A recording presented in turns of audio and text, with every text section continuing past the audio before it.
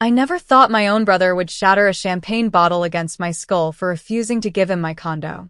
Blood streaming down my face, I stumbled out of my parents' house as 100 horrified guests watched. My family thought they could bully me into submission. Instead, I walked away with stitches in my head and a plan for justice.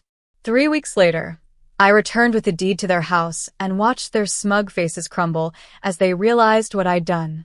Before I dive into this nightmare, I'd love to know where you're watching from. Drop your location in the comments below, hit that like button if you've ever had to stand up to entitled family members, and subscribe to join our community of survivors. Trust me, you'll want to stick around for how this wild story ends. I'm Hazel Mitchell, a 34-year-old software engineer with a comfortable life I built entirely on my own. My $660,000 condo in Brookside Heights isn't just a home. It's the physical manifestation of every sacrifice I've made and every obstacle I've overcome. The marble countertops in the kitchen? Those represent the 3 years I worked overtime while my friends were out enjoying their 20s. The floor-to-ceiling windows with a view of the city skyline?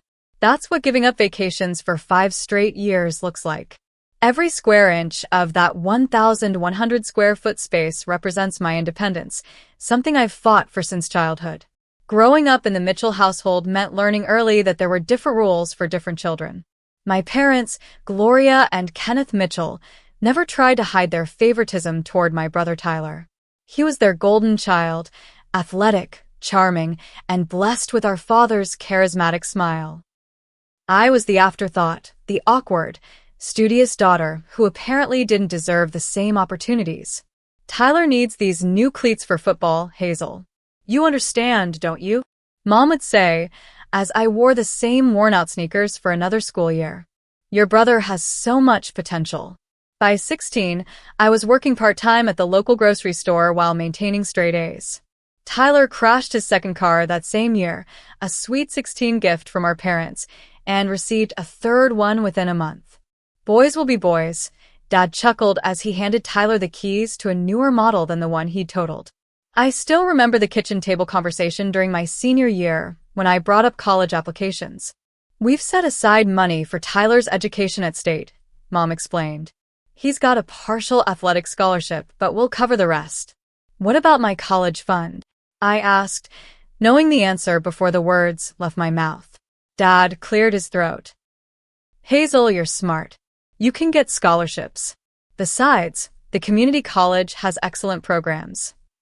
I did attend community college, working 30 hours a week while taking a full course load.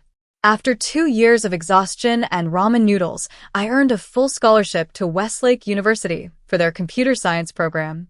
The day I received my acceptance letter, my parents barely acknowledged it.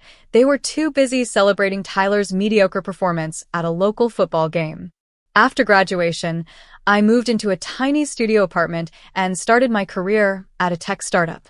I lived on the bare minimum, investing every spare dollar.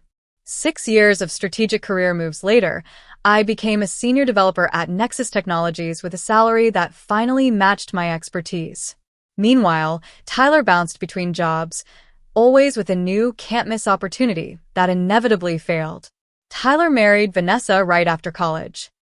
They quickly had 2 children, Aiden, now 10, and Sophia, 7.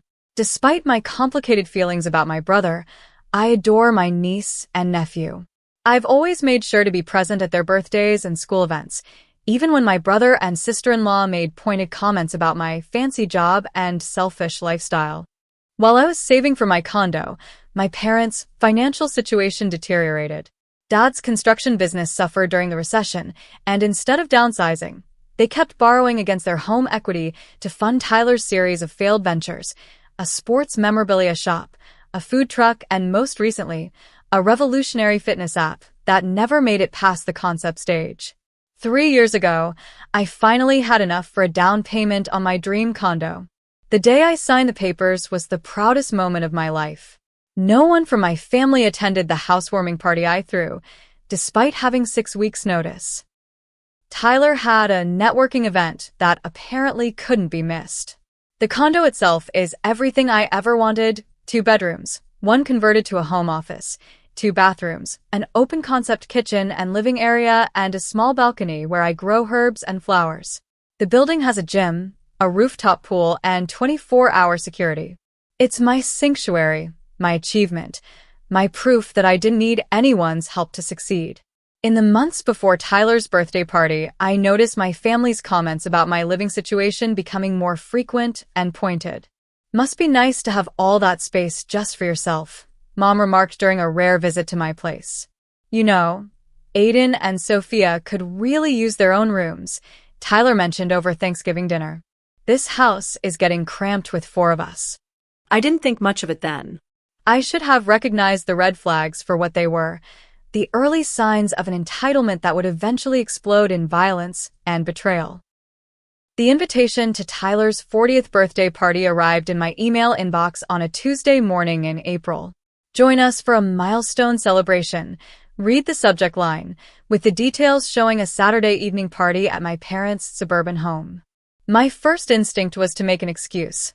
A work emergency, perhaps, or a sudden illness. After years of disappointment, family gatherings had become exercises in smiling through passive-aggressive comments and biting my tongue. But then the text started. "You have to come to Tyler's party," Mom wrote. "It's a special celebration and the whole family will be there." Dad called the next day. "Hazel, your brother would be devastated if you weren't there. We're planning something important." Even Tyler, who rarely contacted me except to ask for tech support, sent a message. "Hey sis, really hope you can make it Saturday. There's something we want to talk to you about." My friend Olivia noticed my distraction when we met for coffee that Thursday. She's been my closest friend since college, and she knows my family history all too well. "They're laying it on thick this time," she commented, stirring her latte. "Any idea what this important thing might be?" I shrugged. "Probably another investment opportunity for Tyler's latest doomed business idea." Olivia's expression turned serious. "Hazel, remember Thanksgiving? Your mom kept making those comments about sharing wealth within the family and how property is just a material thing?" I remembered. At the time, I dismissed it as my mother's typical guilt-tripping. Now, with the coordinated push for my attendance at this party, I felt a flicker of unease. "Be careful," Olivia warned. "Set your boundaries before you go." Despite my misgivings, I went shopping for Tyler's gift on Friday after work. I selected an expensive watch, not because he deserved it, but because choosing a less expensive gift would inevitably lead to comments about my stinginess despite my big tech salary. The mental gymnastics required to navigate family interactions was exhausting. Saturday arrived with unseasonable warmth. I chose my outfit carefully, professional but not flashy, a navy blue dress that wouldn't stand out. The last thing I wanted was to be accused of showing off. I wrapped Tyler's gift in silver paper, added a generic card with a simple, "Happy Birthday," and set off for the 30-minute drive to my parents' suburban neighborhood. Maple Creek Estates hadn't changed much since my childhood. The same well-maintained lawns, the same 2-story houses with 2-car garages, the same sense of comfortable conformity. My parents' colonial-style home at 247 Oakwood Drive stood much as it always had, though the paint was chipping in places and the landscaping had seen better days, subtle signs of their financial strain. The cars lined both sides of the street. Tyler had always been popular, the kind of person who collected friends easily with his outgoing nature. I parked my Audi, another source of family commentary, a block away and walked slowly toward the house, gift in hand, stomach already nodding with anxiety. Music and laughter spilled from the open windows as I approached. I paused at the front door, took a deep breath, and rang the doorbell instead of using my old key. I was a visitor now, not a resident. Mom answered, her face lighting up with a smile that didn't quite reach her eyes. "Hazel, you made it." She pulled me into a hug that felt performative. "Everyone's out back. Tyler will be so happy to see you." As I stepped into the foyer, the familiar sense of my childhood home, Mom's floral perfume, Dad's pipe tobacco, the lemon furniture polish, hit me with unexpected nostalgia. For a brief moment, I wanted to believe this could be a normal family celebration. Dad appeared from the kitchen, drink in hand. "There she is." The busy executive finally found time for family. His tone was jovial, but the barb was clear. I forced a smile. Wouldn't miss Tyler's big day. As I moved toward the backyard, I overheard my parents' hushed conversation. She came. Good, Dad murmured. We'll discuss the arrangement after the Cape. Are you sure about the timing? Mom whispered back. What if she makes a scene? She won't, Dad replied with certainty. Not with everyone here.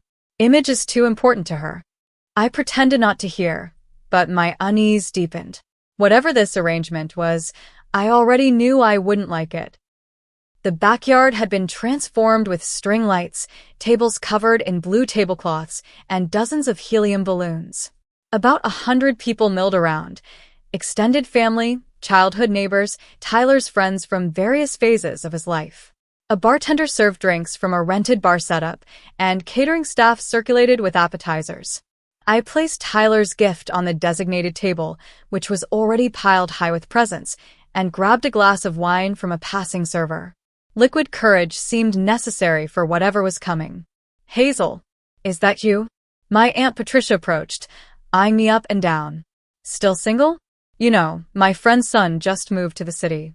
He's a lawyer. And so it began, the familiar litany of uncomfortable interactions. That condo of yours must be worth a fortune now, commented my father's friend George. Smart investment. Your parents are so proud of Tyler, my mother's cousin Ellen informed me, as though I needed reminding of my second-place status. Such a family man, despite his challenges. With each conversation, the knot in my stomach tightened. I checked my watch repeatedly, calculating how soon I could reasonably leave. Then Tyler made his entrance, Vanessa and the kids flanking him like royal attendants. The crowd erupted in cheers and applause. My brother, now sporting a designer haircut and expensive clothes that belied his financial situation, beamed and waved like a politician. When he spotted me, he made a beeline in my direction, enveloping me in a bear hug that smelled of too much cologne. You came, he exclaimed loudly enough for nearby guests to hear. My successful sister made time for little old me. I returned the hug stiffly. Happy birthday, Tyler. He kept his arm around my shoulders as he addressed the people nearby. My sister, the tech genius. Making the big bucks while the rest of us struggle along. His laugh was hollow. Maybe some of that success will rub off on me tonight, huh? The comment hung in the air, loaded with implication. I extracted myself from his grip and moved toward the food table, needing distance. The next 2 hours passed in a blur of small talk and deflected questions about my personal life. I was midway through a conversation with my second cousin when Mom tapped my shoulder. Hazel, could you join us in your father's study? Family meeting. The moment had arrived. Whatever this arrangement was, I was about to find out. Dad's study had always been off-limits when we were kids, a sanctuary of leather, wood, and the musty smell of old books that were more for show than reading. As I followed Mom down the hallway, away from the noise of the party, I noticed Tyler and Dad already waiting by the study door, their expressions unnaturally composed. Close the door, will you? Dad said as we entered. He settled behind his desk while Mom and Tyler took seats on the leather sofa. The only place left for me was the uncomfortable wooden chair near the bookshelf, a physical manifestation of my outsider status in this family unit. Hazel, Dad began, folding his hands on the desk in what I recognized as his business negotiation pose. We wanted to discuss something important with you as a family. Tyler leaned forward, his birthday boy smile replaced by an earnest expression I didn't trust for a second. Sis, you know things have been tough for us lately. The business climate has been challenging, Dad interjected, as though his poor financial decisions were somehow the economy's fault. And, with Tyler's app development costs. We've been thinking about solutions, Mom added, her voice taking on the soothing tone she used when she wanted something. About how this family can support each other. I remained silent, waiting for them to get to the point. Dad cleared his throat. We've come up with a plan that makes sense for everyone. Your condo in Brookside Heights, it's just you living there, right? All that space. My stomach dropped. Yes, and, well, Tyler jumped in, Vanessa and I have been looking at schools in that district. They're much better than what we have here. Aiden and Sophia deserve the best education, you know? The commute is killing me, Dad continued. Being closer to the city would help the business. Mom reached for my hand, which I instinctively pulled away. What we're proposing, dear, is that you sign over your condo to Tyler and his family. They need the space with 2 growing children, and you can easily afford to buy another place. The room fell silent as I processed what they were suggesting. Not asking, suggesting, as though my compliance was a foregone conclusion. You want me to give Tyler my $660,000 condo? I finally said, my voice sounding distant to my own ears. The property I spent years saving for? Just hand it over? We're family, Tyler said, as if that explained everything. You make more than enough to get another place. Maybe something smaller, more suitable for a single person. This isn't a request out of the blue, Dad added. We've been talking about this for months. It's the right thing to do. The right thing, I repeated slowly. And what do I get in this arrangement? They exchanged glances, clearly not expecting this question. The satisfaction of helping your family? Mom offered weakly. I stood up, steadying myself against the bookshelf. No. Absolutely not. That condo is mine. I worked for it. I paid for it. I'm not giving it away, not to Tyler, not to anyone. Tyler's face darkened. Always the selfish one, aren't you, Hazel? Some things never change. Selfish. I couldn't believe what I was hearing. How am I selfish for not wanting to give away my home? Because family takes care of family. Dad's voice rose. Your brother has children to think about. What do you have? A career? A fancy apartment? What good is success if you don't share it? I've shared plenty, I countered, thinking of the checks I'd written when Tyler's car needed repairs, the expensive birthday gifts for my niece and nephew, the loans to my parents that were never repaid. But my home is not on the table. Mom's expression hardened. After everything we've done for you. A bitter laugh escaped me. What exactly have you done for me?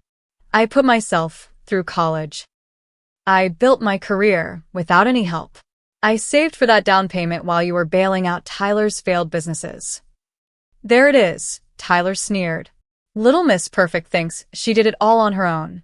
Newsflash, Hazel, you had advantages I never had. Like what? I demanded. Like your brain. School was always easy for you. Some of us had to work twice as hard. Work. I was incredulous now. When have you ever worked hard at anything, Tyler? Every opportunity was handed to you on a silver platter while I scrounged for crumbs. Dad slammed his hand on the desk. That's enough. This isn't about the past. This is about what's best for the family now. And what's best is for me to give up my home. I moved toward the door. This conversation is over. I'm not signing over my condo. Not today, not ever. Tyler jumped up, blocking my path. You can't just walk away from this. We've already talked to a realtor about listing your place. That stopped me cold. You did what? We thought once we explained, you'd understand, Mom said. Tyler's already enrolled the kids in a new school district for fall. The audacity was breathtaking. They had planned this whole thing without me, assuming I would simply comply with their demands. Move, Tyler, I said quietly. I'm leaving. Running away again, he taunted. That's your solution to everything, isn't it? When things get tough, Hazel disappears. I'm not running. I'm refusing to participate in your delusion that my property is somehow yours to distribute. I pushed past him, heading back toward the party. I needed to get my purse and keys, then get out of this house. Don't you walk away from me, Tyler shouted, following me down the hallway. We're not finished. Guests turned to stare as we emerged into the main party area, Tyler's voice carrying over the music. 34 years old, and still only thinking about yourself. He continued, apparently unconcerned about making a scene at his own birthday party. I spotted my purse on a side table and made my way toward it, ignoring the curious looks from the other guests. Mom grabbed my arm. Hazel, please. Just think about it. We can discuss details later. I pulled free from her grasp. There's nothing to discuss. The answer is no. After everything this family has given you, Dad said loudly, this is how you repay us? The irony was so rich I almost laughed. Given me? What exactly have you given me that wasn't given tenfold to Tyler? Don't bring me into your victim complex, Tyler spat. Just because you're jealous of my normal life instead of your lonely existence. By now, the party had gone quiet. 100 pairs of eyes watched our family drama unfold like some terrible reality show. I'm leaving, I announced, grabbing my purse. Happy birthday, Tyler. Enjoy the watch. As I turned toward the door, Tyler's face contorted with rage. You think you're better than us, don't you? With your fancy job and your fancy condo.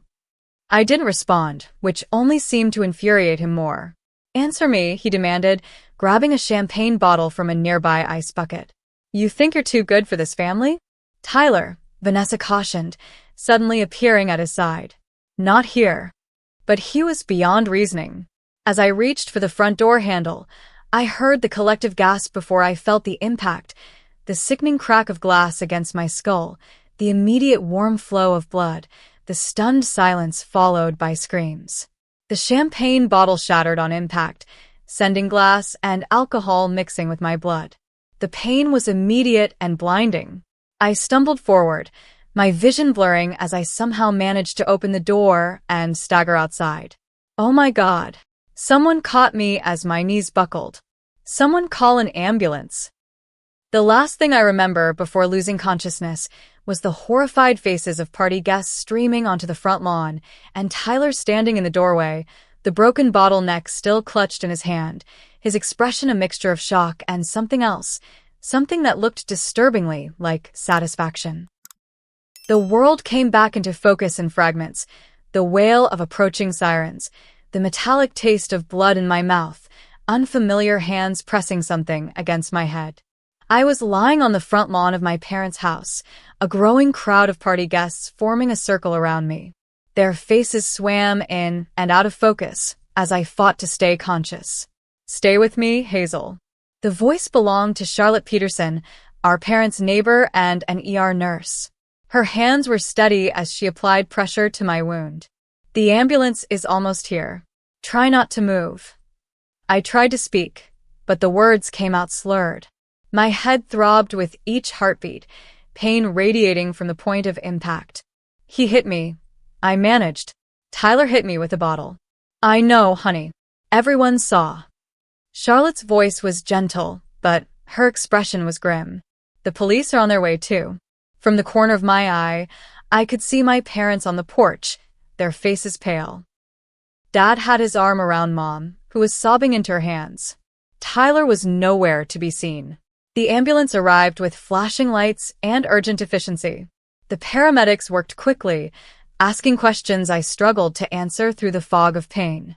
Name? Hazel Mitchell. Age? 34. Do you know what happened to you? My brother hit me with a champagne bottle. Do you know what day it is? I had to think about that one. Saturday.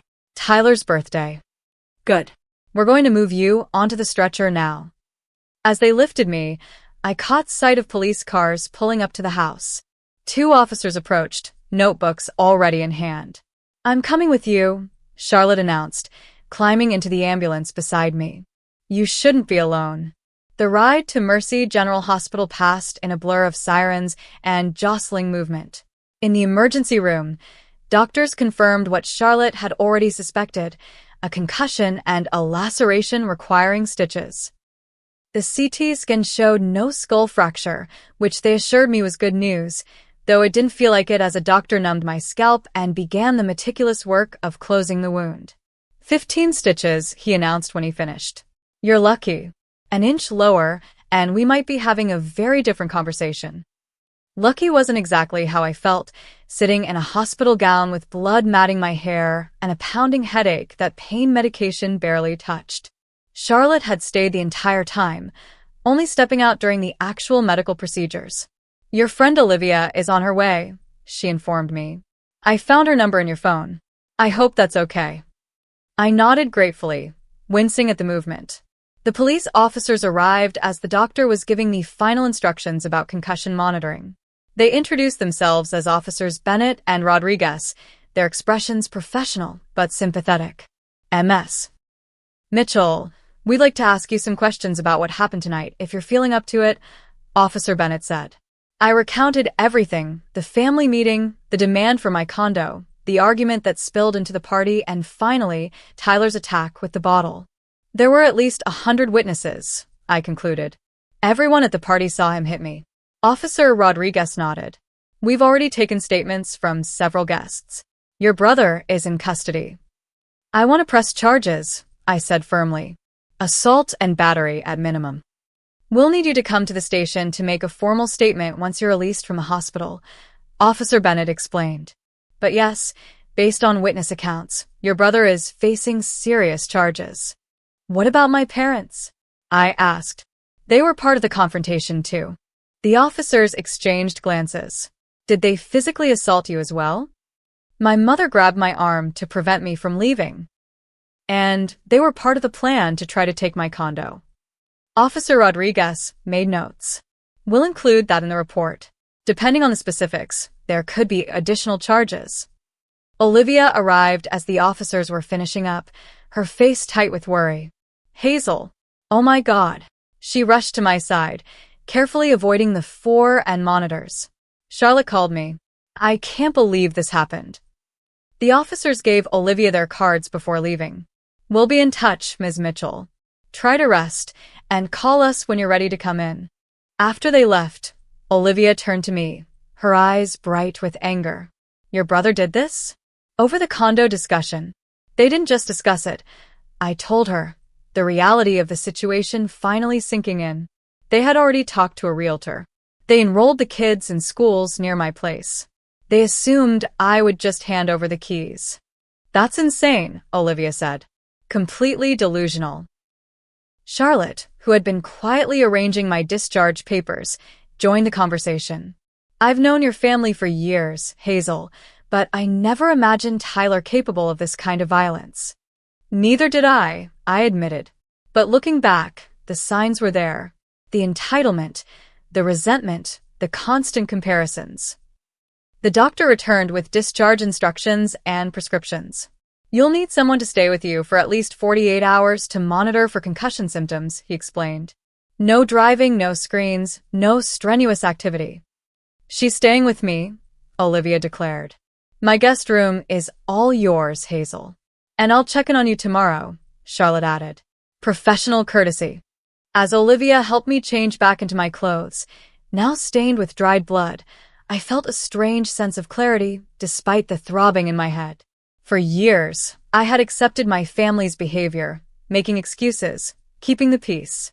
It took a bottle to the head to finally see the truth. I need to talk to a lawyer, I said as Olivia wheeled me toward the exit. Not just about the assault. About everything. My cousin Rebecca is an attorney, Olivia offered. Family law, primarily, but she'll know who to connect you with. Outside, the night air felt cool against my skin. As Olivia helped me into her car, I looked back at the hospital entrance, illuminated by harsh fluorescent light. I'm done, I said quietly. Done making excuses for them. Done accepting scraps of affection. Done being the family ATM. Olivia squeezed my hand. It's about time. In that moment, with my head bandaged and my heart hardened, I made a decision. This wasn't just about the assault. This was about 34 years of systematic emotional abuse, favoritism, and entitlement. And for once in my life, I was going to fight back. The following days passed in a haze of pain medication, interrupted sleep, and slowly dawning realizations. Olivia's guest room became my sanctuary as I recovered from both the physical trauma and the emotional aftermath of Tyler's attack. True to her word, she stayed with me, monitoring my concussion symptoms and fielding the barrage of calls and texts that started arriving from family members. Your mother called again. Olivia reported on the third morning, bringing me tea and toast. That's the 5th time since yesterday. What did she say? I asked, carefully sitting up in bed. The room no longer spun when I moved, which I considered progress. The same as before. That Tyler is devastated about what happened, that he wasn't himself, that they want to work things out as a family. Olivia's tone made it clear what she thought of these platitudes. And my father? No direct calls from him, but your mom mentioned he's heartbroken about the misunderstanding. I laughed humorlessly. Misunderstanding. That's one way to describe a premeditated attempt to steal my home followed by assault with a deadly weapon. My phone chimed with another text. Olivia checked it for me, following doctor's orders to limit my screen time. It's your Aunt Patricia, she reported. She says, and I quote, family should forgive family. Tyler made a mistake, but he's suffering too. Block her, I said wearily. Block all of them for now. Later that afternoon, Olivia's cousin Rebecca Wilson arrived, briefcase in hand and determination in her stride. At 42, Rebecca had the polished confidence of someone used to winning arguments for a living. Assault and battery is just the beginning, she declared after I'd recounted the entire story. There's attempted coercion, harassment, potentially even conspiracy, depending on how long they've been planning this. What do you recommend? I asked. First, a restraining order against Tyler, minimum. Possibly against your parents too, if they continue the harassment. Second, we pursue maximum criminal charges for the assault. Third, we look into civil damages. Rebecca tapped her pen against her legal pad. But there's something else I want to check. You mentioned your parents' house. Do you know whose names are on the deed? The question caught me off guard. My parents, I assume. Why? Rebecca's expression turned thoughtful. Just covering all bases. Can I ask you to sign some forms allowing me to do some preliminary research? After Rebecca left, promising to return with more information soon, Charlotte stopped by to check my wound and change the dressing. The stitches are looking good, she assured me. No signs of infection. How's the pain? Manageable, I replied. The headaches are less frequent. Charlotte hesitated before speaking again. Hazel, there's something you should know. I didn't want to add to your stress earlier, but given that you're pursuing legal action. She took a deep breath. The night of the party, after you were taken to the hospital, I overheard Tyler and your parents talking. They were arguing about what happened, but not in the way you might expect. What do you mean? Your father was angry at Tyler, but not for hurting you. He was angry because Tyler screwed up the plan by being too aggressive. Your mother kept saying they needed to regroup and try another approach. It sounded like the assault wasn't the plan, but getting your condo definitely was. The information settled heavily in my chest. Thank you for telling me. That actually helps my case. 2 days later, Rebecca returned with a thick folder and a surprisingly satisfied expression. I have some very interesting information, she announced, spreading documents on Olivia's dining table. First, about your parents' house. I pulled the property records, and guess whose name is on the deed alongside Kenneth and Gloria Mitchell? My stomach dropped. No. Yes. Yours. Do you remember signing paperwork about 5 years ago? A vague memory surfaced. Dad calling me about refinancing the house, needing my signature on some forms because the bank required additional security. I had signed without reading carefully, trusting my parents when they said it was just a formality. They added me to the deed because they couldn't qualify for refinancing on their own. I realized. My credit score and income were what got them approved. Rebecca nodded. Exactly. Which means you're not just a co-signer on the loan, you're a legal co-owner of the property. 1/3 ownership, to be precise. The implications began to dawn on me. So, if they've taken out additional loans against the house, they would have needed your signature, legally speaking. If they forged that or proceeded without your knowledge, that's fraud. Rebecca pulled out another document. Which brings me to my second discovery. I had my paralegal do some digging into recent financial activities connected to your parents and brother. Look at this. She handed me a printout of what appeared to be a business registration. Mitchell Innovation Labs, LLC? I read aloud. Registered to, wait, this is my address. My condo address. Filed 3 months ago, Rebecca confirmed. With Tyler Mitchell listed as CEO and your parents as board members. They registered a business at your address without your knowledge or permission.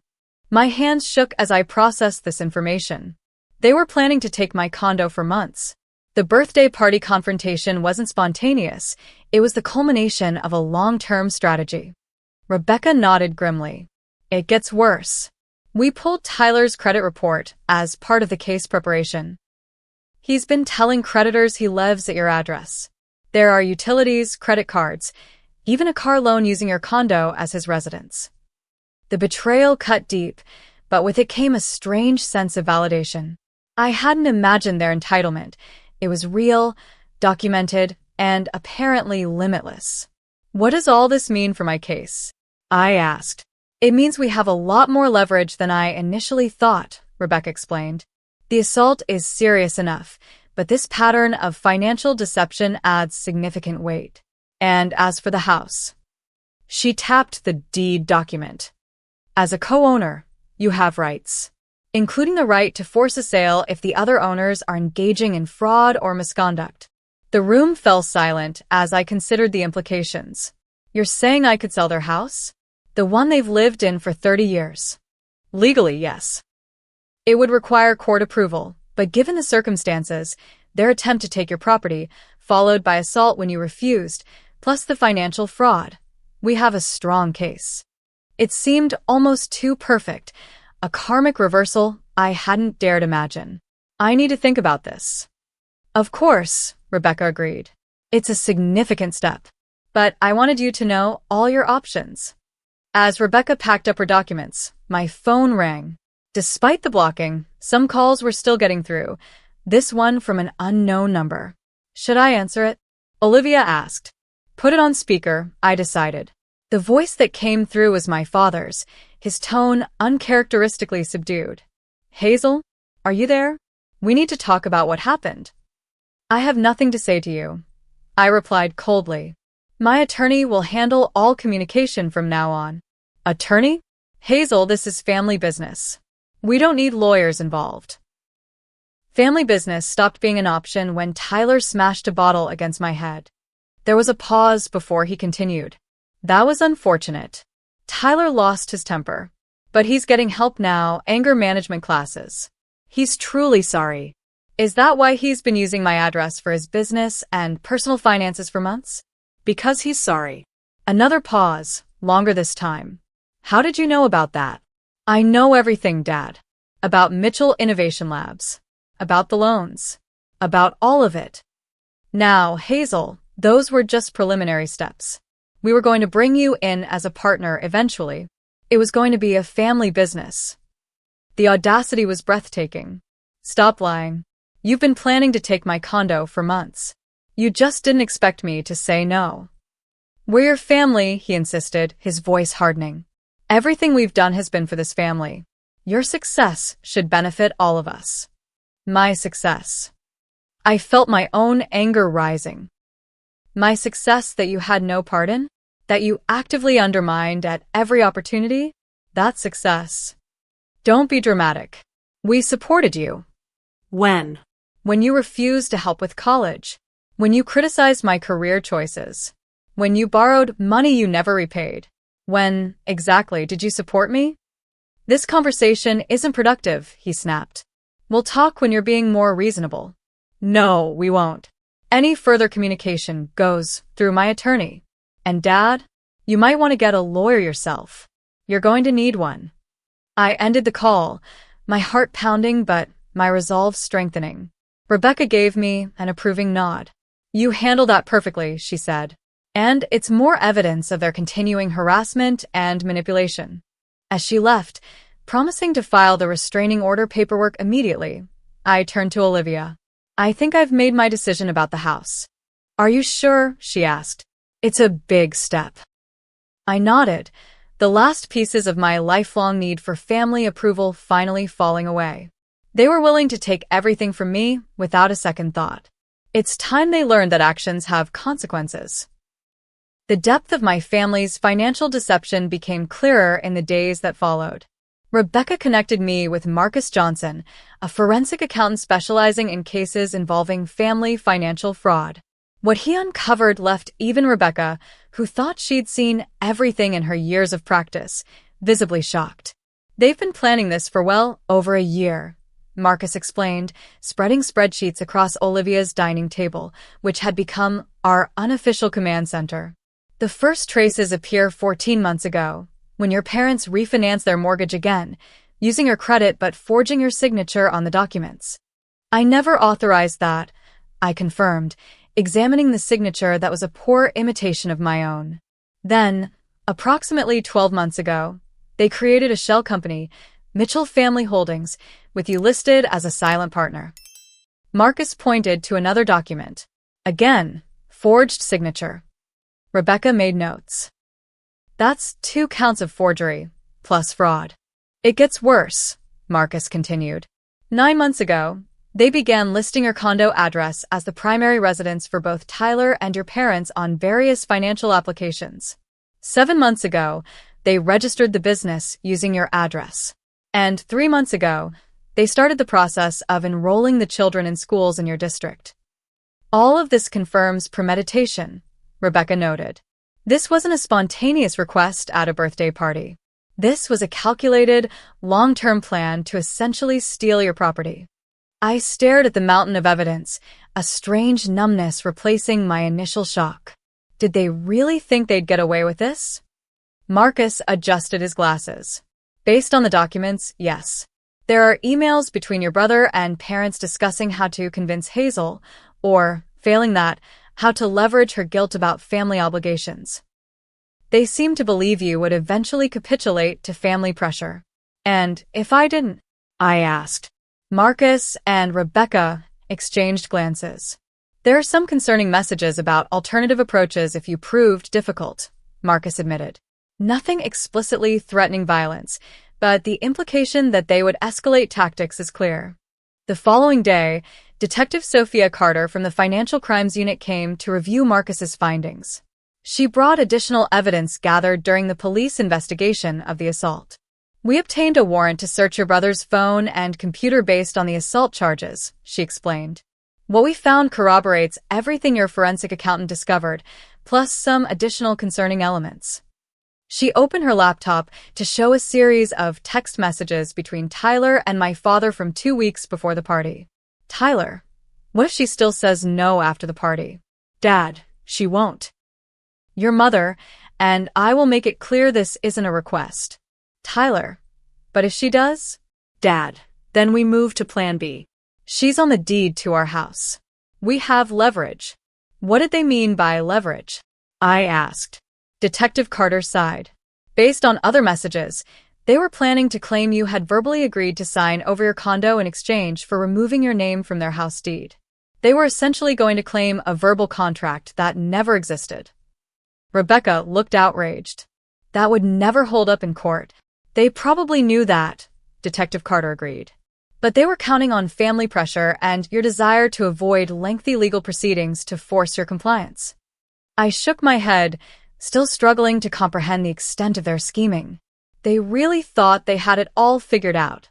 People who engage in this kind of familial financial abuse often believe their actions are justified, Detective Carter explained. They convince themselves that family resources should be communal, especially when one member is more successful than others. Our meeting was interrupted by an urgent call from the security desk at my condo building. Ms. Mitchell? This is Carlos from security. There's a situation you should be aware of. A man and woman claiming to be your parents attempted to gain access to your unit. When we refused, they became agitated, claiming they had a right to enter because, and I'm quoting here, the property will soon be transferred to their son. My blood ran cold. Did they leave? Only after we threatened to call the police. But before they left, the man said something about changing the locks being their right as future owners. I thanked Carlos for his vigilance and immediately relayed the information to Detective Carter, who promised to send officers to interview the security staff and review surveillance footage. This is a clear violation of the restraining order, Rebecca noted, and further evidence of their intent to take your property by any means necessary. Later that evening, a neighbor from my condo building sent security footage showing Tyler and my father attempting to pick the lock on my door, carrying what appeared to be new doorknobs and locks. The timestamp showed they had returned after being turned away by security, apparently thinking they could access the building through the parking garage. "This is beyond delusional," Olivia commented as we watched the footage. "They're acting like they already own your place." "In their minds, they do," I replied. "They've convinced themselves they're entitled to it." The next day, Rebecca confirmed what I had been suspecting. As a co-owner of my parents' house, I had the legal right to force its sale, especially given the documented fraud and the ongoing harassment. "The court will almost certainly approve a partition by sale," she explained. "Given the circumstances, including the assault and the multiple instances of fraud, you have a very strong case." "And the proceeds?" I asked. "Would be divided according to ownership percentage, after settling any liens or outstanding mortgages. Your share would be 1/3. I sat with this information, turning it over in my mind.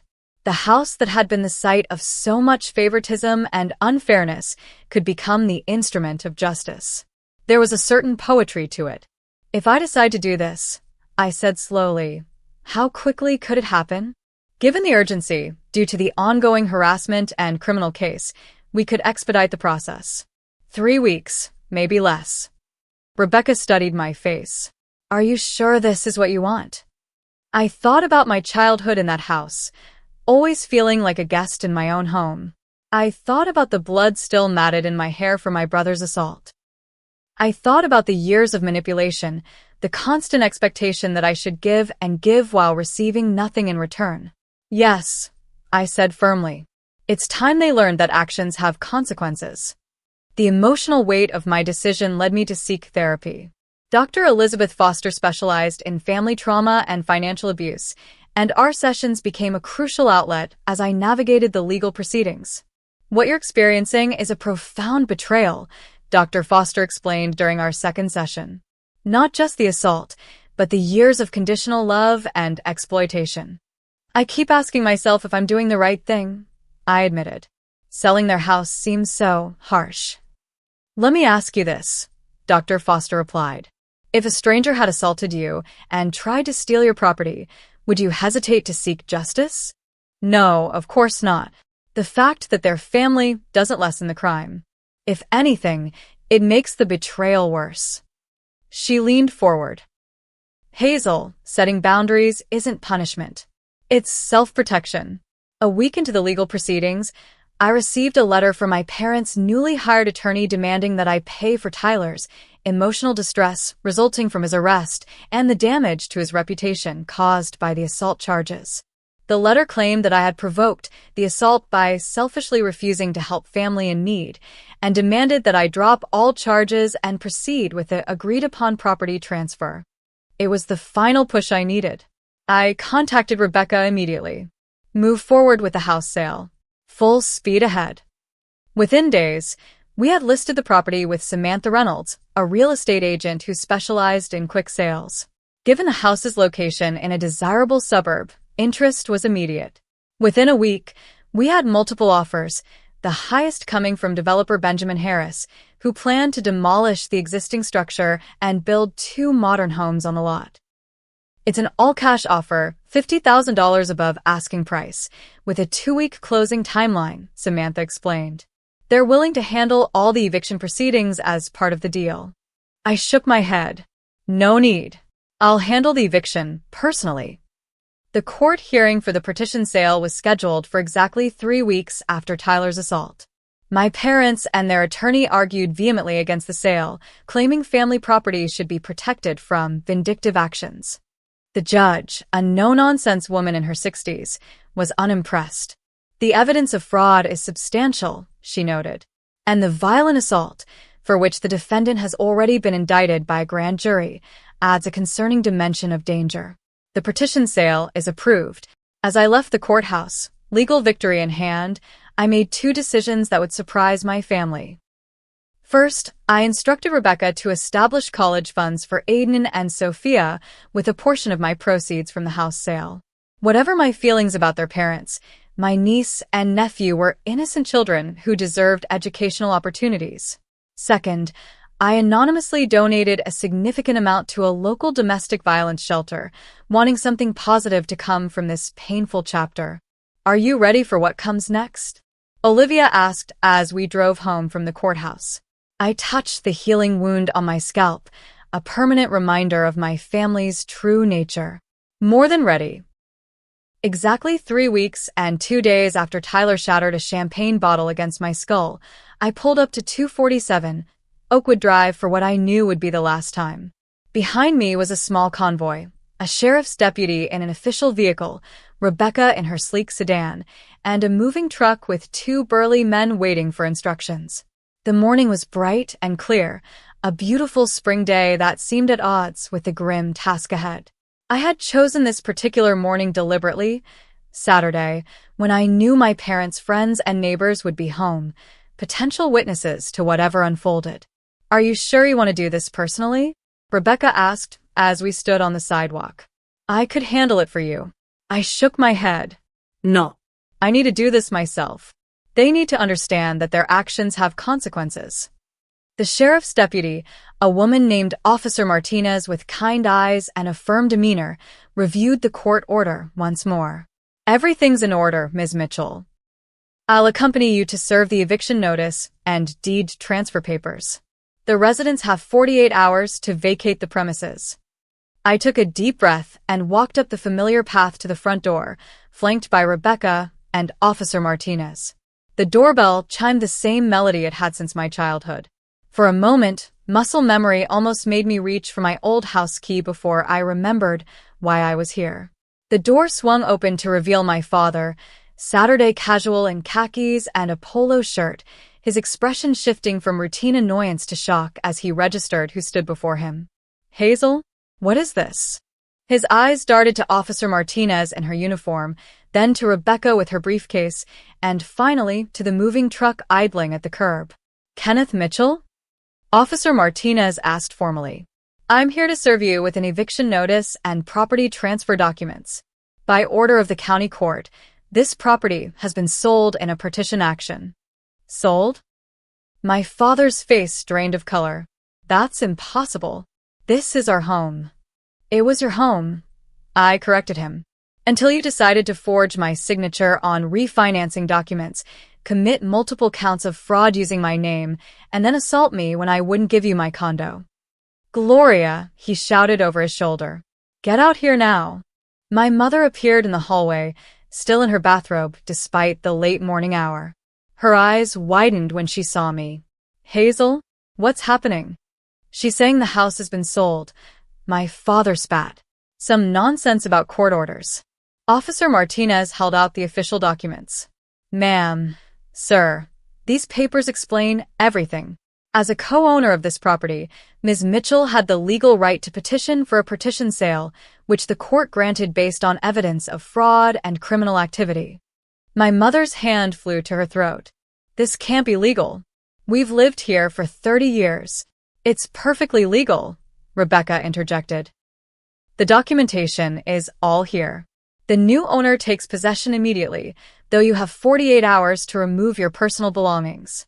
Movement behind my parents caught my eye. Tyler appeared, apparently having been staying with them since his release on bail.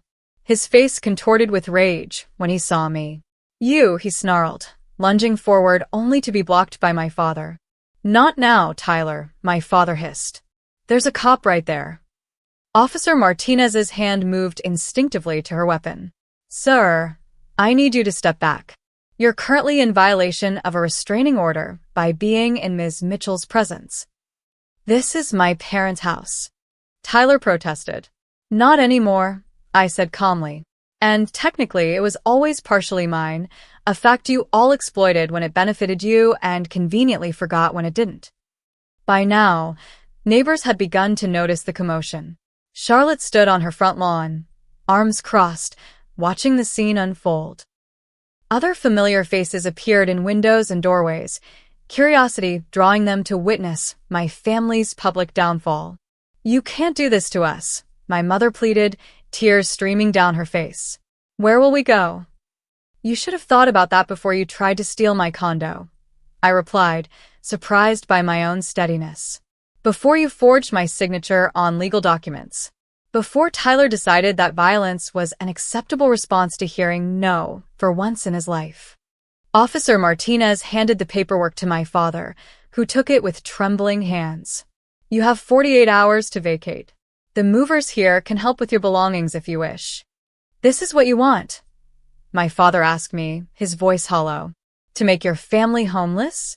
No, I corrected him. This is what you created when you decided that my property was yours to take, that my boundaries didn't matter, that my success was something you were entitled to simply because we share DNA.